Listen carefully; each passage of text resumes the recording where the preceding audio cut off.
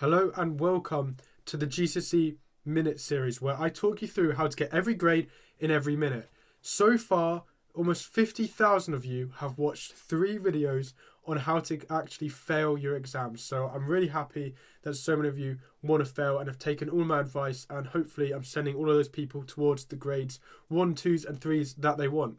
Now, for those of you that actually want to pass, today is the first video in this series where I advise you on how to pass your GCSEs. Today, we're talking about how to get a grade 4 in 4 minutes. Make sure to leave a like, make sure to subscribe. I'll see you next week for grade 5. We're going to go all the way up to grade 9. Now, I'm going to get straight into this. A grade 4 then is usually, for most subjects, around half marks. If you do higher maths though, or higher science, then it's closer to 25% of the marks, a quarter. But in general, for a 4, you want about half of the marks. So that means you want to know what's on it. You want to be quite good, but not too good. We don't want you getting a 5, okay? This is a grade 4. Now, here's my advice.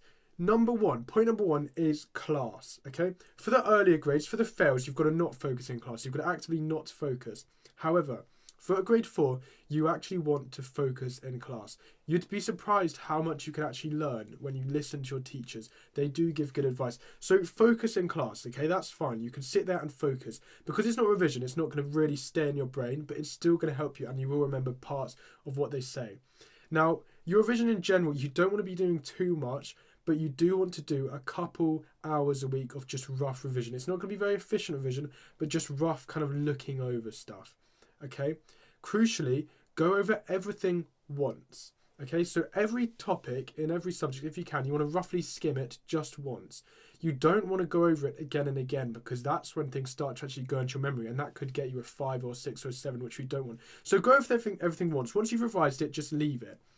If you use the sponsor of today's video, which is Makindo, only do it once, because Makindo flashcards, where they have thousands of GCSE flashcards, if you keep going over that, you're going to get too good. So only go through all of the Makindo courses, and there are lots, once. So make sure to install that app. The link is in the description.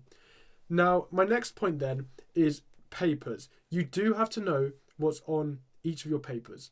This might sound as a shock to some people, but so many students literally don't even know what their papers even look like. So look through all your papers. Just know roughly the type of questions that are going to be on there, what sort of things you're going to be asked. YouTube then is a great source of revision for those aiming for a 4. In particular, summary videos. I'm going to put up one now, a photo of what one of those videos looks like. So what I mean by that is like all of GCSE science, all of GCSE biology in 25 minutes. Watch these, in particular the night before. That's going to give you that level of, roughly you'll know quite a lot of the stuff, but not enough detail for the higher grades. So skimming content is really good. Now in the exams, you've got to attempt most questions. However, with low effort. Okay, consistently don't write enough. That's one thing that I find as a GCSE tutor. I've worked in my gap year as a tutor teaching students, that the grade 4 students, they just don't write enough. In any of the essay subjects, they do not write enough. So you want to fit right in. You want to just do the basics, do them well. If you do the basics and you do them well, you will get a 4 for subjects like English.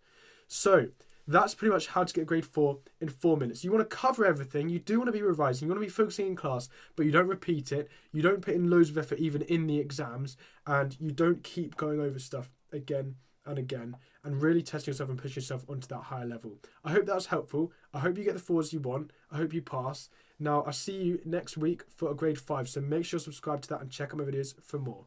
Thanks for watching.